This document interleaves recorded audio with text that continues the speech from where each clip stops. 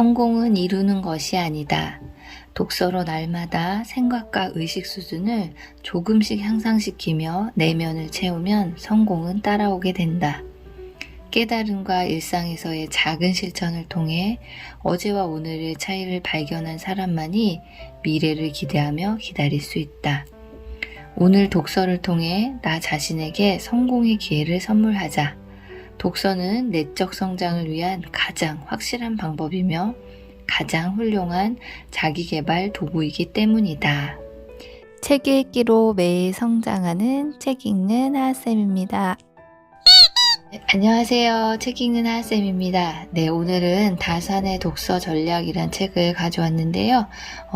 나를 지키고 세상을 살리는 다산의 독서 전략이라고 해가지고 다산 정약용 선생님께서 500권을 저술할 수 있었던 그런 비결, 독서 전략 이런 것들이 들어있고요.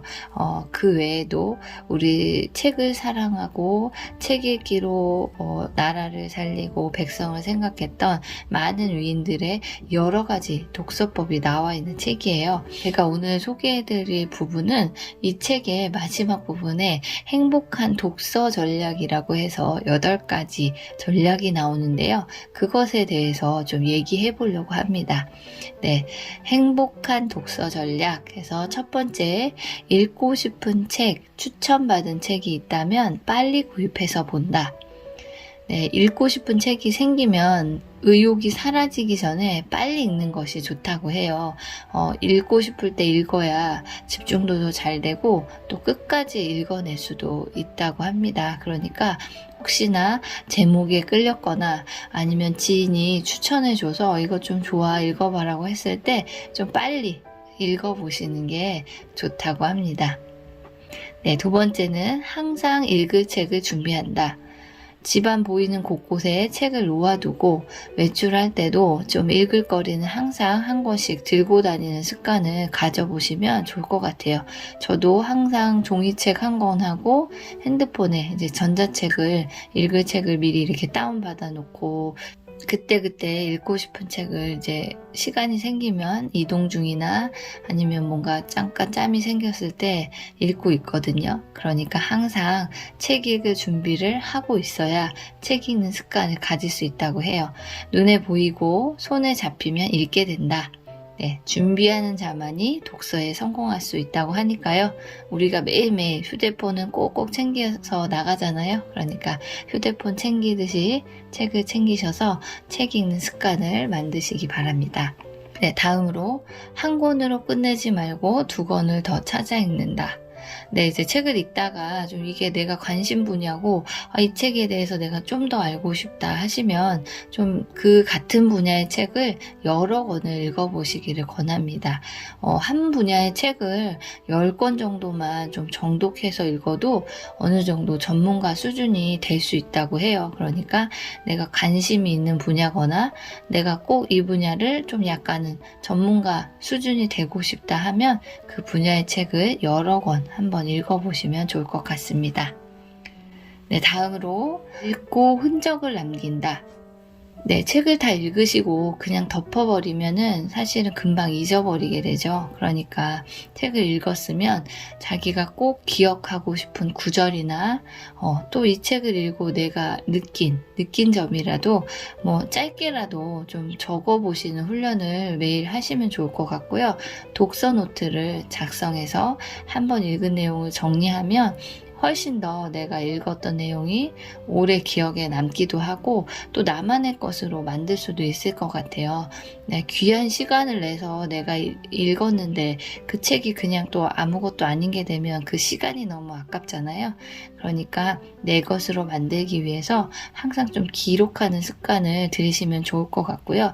요새는 블로그도 많이 하시니까 블로그에다가 그냥 후기처럼 조금 간단히라도 남겨보는 걸 해보시면 좋을 것 같습니다. 5번째, 나에게 맞는 독서법을 만든다. 다양한 독서법들이 참 많아요. 그쵸? 그런데 이제 그런 독서법을 모두 다 실천할 순 없으니까 하나씩 좀 해보고 자신에게 맞는 독서법을 찾아서 나만의 독서법을 만들어 보면 독서하는데 훨씬 도움이 될 것 같아요.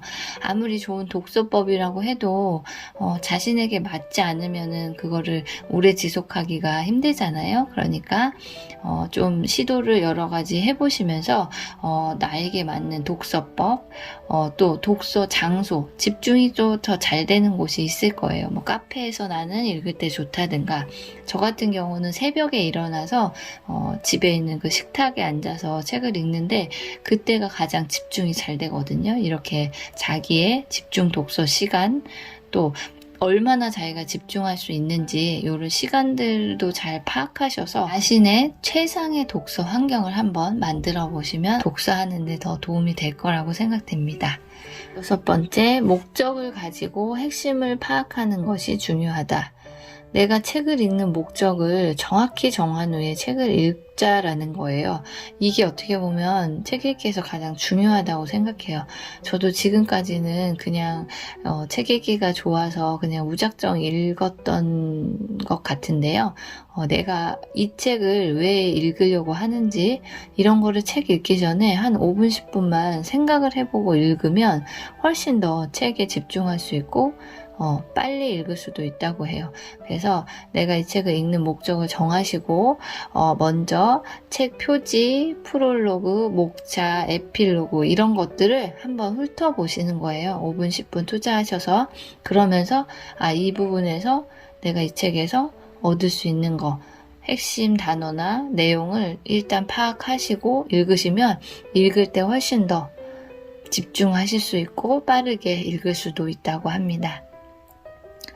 네, 7번째, 독서 시간은 선택과 집중에서 생긴다. 네, 독서하라고 하면 시간이 없다는 핑계를 많이들 대시는데요.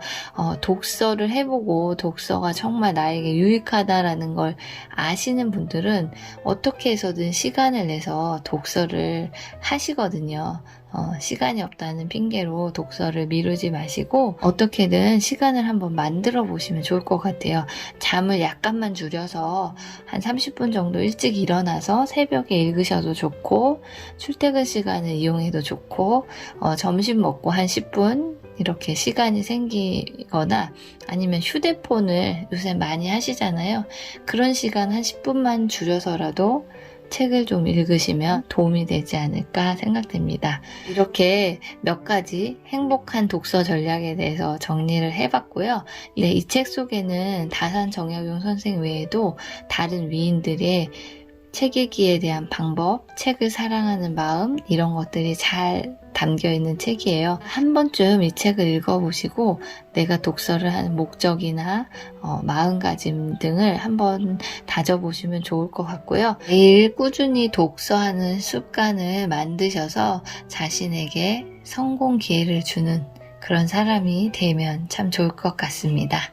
네, 오늘 영상은 여기까지고요. 들어주셔서 감사합니다.